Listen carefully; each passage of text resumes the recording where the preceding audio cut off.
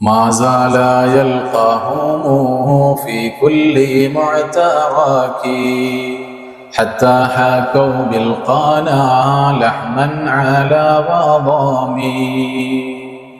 ما زال يلقاهم, മുത്തനബി സല്ലല്ലാഹു അലൈഹി വസല്ലം ശത്രുക്കളോട് ഏറ്റുമുട്ടിക്കൊണ്ടിരുന്നു.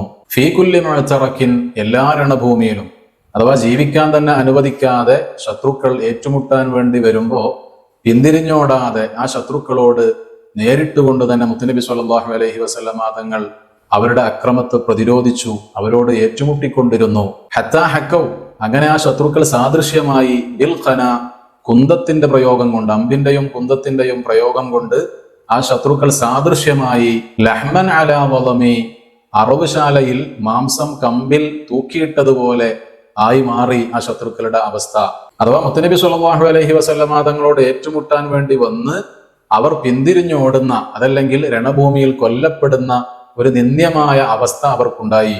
ഇമാം ഇബ്നു ഹജർ റളിയല്ലാഹു അൻഹു പഠിപ്പിക്കുന്നത് കാണാം, ലഹ്മുൻ അലാ വളമു എന്ന് പറഞ്ഞാൽ അത് ഒരാളുടെ നിസാരതയെ, നിന്ദ്യതയെ സൂചിപ്പിക്കുന്ന ഒരു പ്രയോഗമാണ്.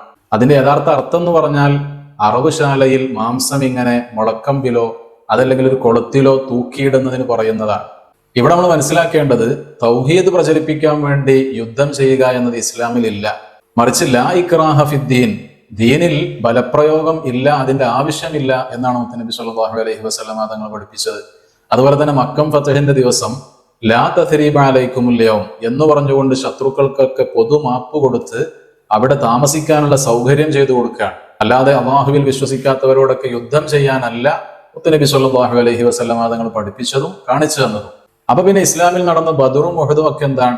അത് സമരങ്ങളാണ്, അതിന് നിലനിൽപ്പിന് വേണ്ടിയുള്ള സമരങ്ങളാണ്. നിങ്ങളെ ഈ നാട്ടിൽ ജീവിക്കാൻ അനുവദിക്കൂല എന്ന് പറഞ്ഞുകൊണ്ട് ശത്രുക്കൾ വരുമ്പോൾ ആ നിലനിൽപ്പിന് വേണ്ടി, സ്വന്തം ജീവൻ രക്ഷിക്കാൻ വേണ്ടിയുള്ള നിർബന്ധിതമായ സമരങ്ങൾ മാത്രമായിരുന്നു. അതല്ലാതെ ഇസ്ലാം ഒരിക്കലും യുദ്ധത്തെ പ്രോത്സാഹിപ്പിക്കുകയോ അതല്ലെങ്കിൽ യുദ്ധം ആഗ്രഹിക്കുകയോ ചെയ്യുന്ന മതം അല്ല.